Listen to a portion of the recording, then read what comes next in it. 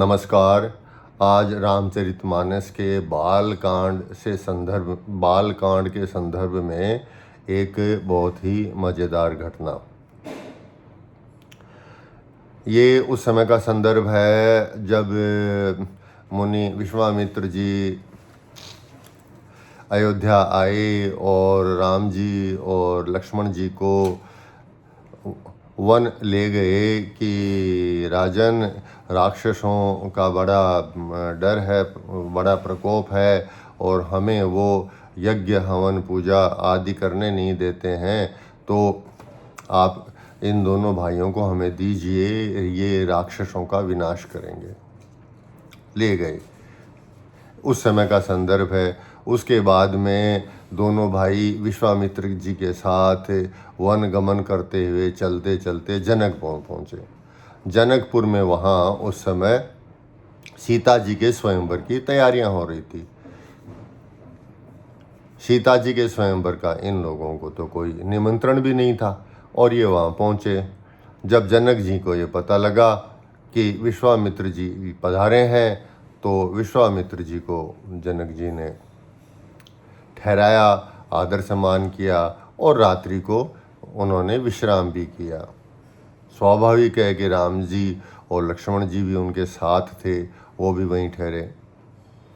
सुबह जब विश्वामित्र जी का पूजा करने का समय हुआ तो दोनों भाई राम और लक्ष्मण पुष्प वाटिका में पुष्प लेने गए।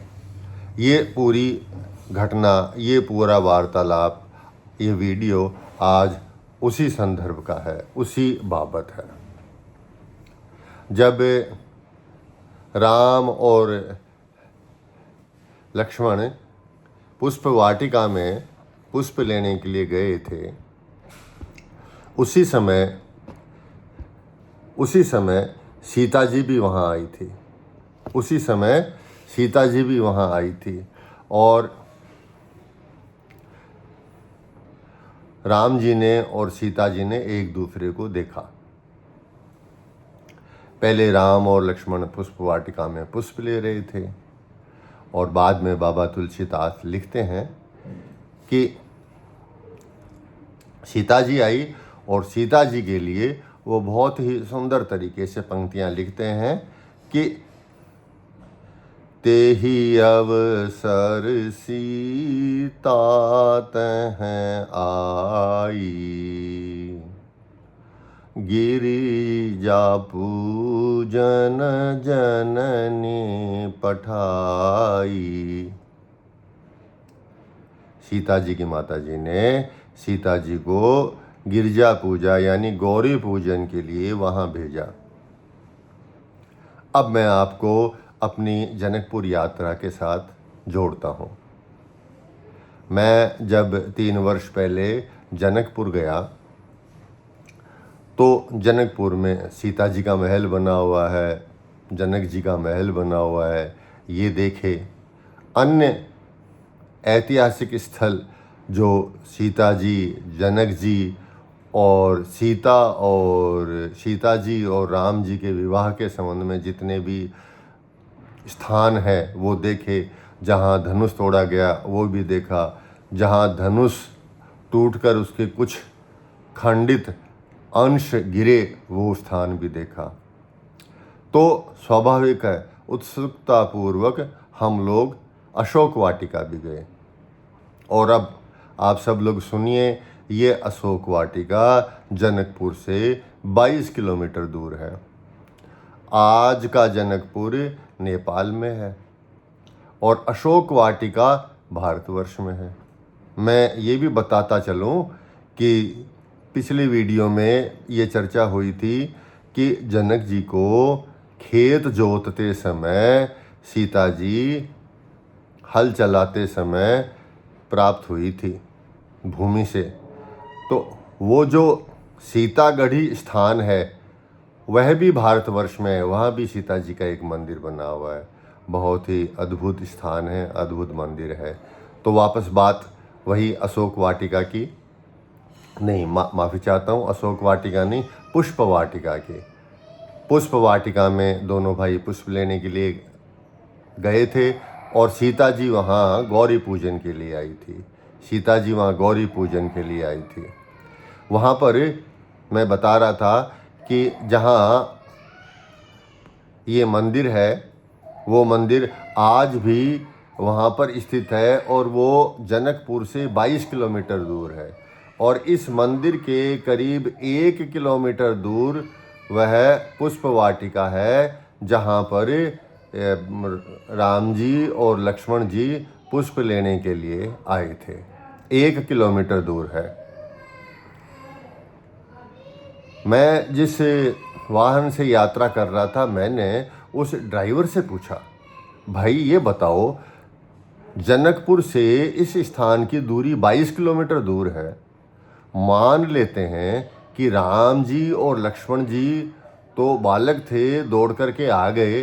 हालांकि वो राजपुरुष थे, लेकिन उनके पास घोड़े तो उस समय थे नहीं, क्योंकि वो तो जंगल से आए थे, जंगल में गए हुए थे। तो उनके पास कोई घोड़े भी नहीं थे, रथ भी नहीं थे, तो वो तो आ जावें। लेकिन सीता जी 22 किलोमीटर दूर आई। यद्यपि ये माना जा सकता है कि वो राजा की पुत्री थी और वो रथ से आई होंगी। मान लें कि सीता जी रथ से भी आ गई, तो राम जी और लक्ष्मण जी तो पैदल आए होंगे। तो 22 किलोमीटर दूर पुष्प वाटिका में पुष्प लेने आए। तो ड्राइवर ने एक बहुत ही तर्कसंगत और एक बहुत ही मज़ेदार उत्तर दिया।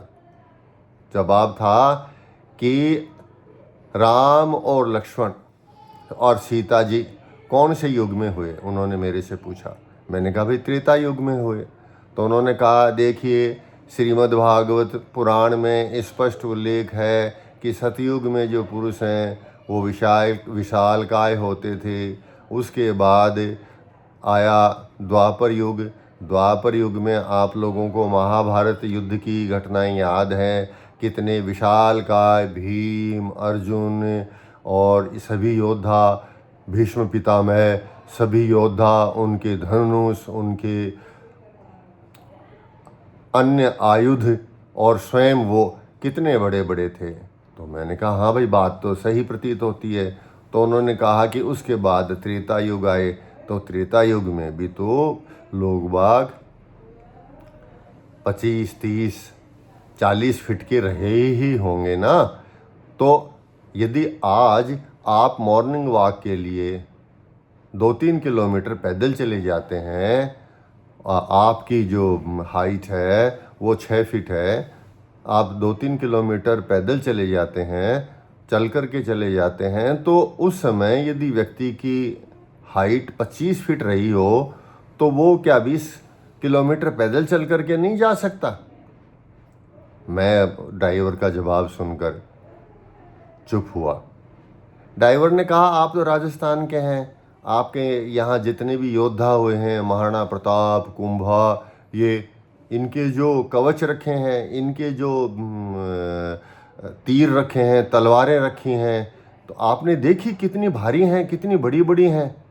तो आप कल्पना कीजिए 300-400 साल पहले भी व्यक्ति जो है वो आज का जो सामान्य उसका कदकाठी है उससे बड़ा रहा होगा। तो ये बात तो त्रेता युग की है। मैं ड्राइवर की बात सुन कर के और आश्चर्यचकित भी हुआ और मुझे लगा कि देखो, बुद्धिमत्ता के लिए कोई औपचारिक शिक्षा की आवश्यकता नहीं है। केवल जनमानस में जो ज्ञान है उसी ज्ञान को प्राप्त करने की ही आवश्यकता है। यही सनातन है, इसी का नाम सनातन है। आप लोग सनातन से संबंधित ये वीडियो रुचि से देखते हैं, बहुत बहुत आभार। और वीडियो लंबा हो रहा है इसलिए यहीं समाप्त करते हैं। धन्यवाद।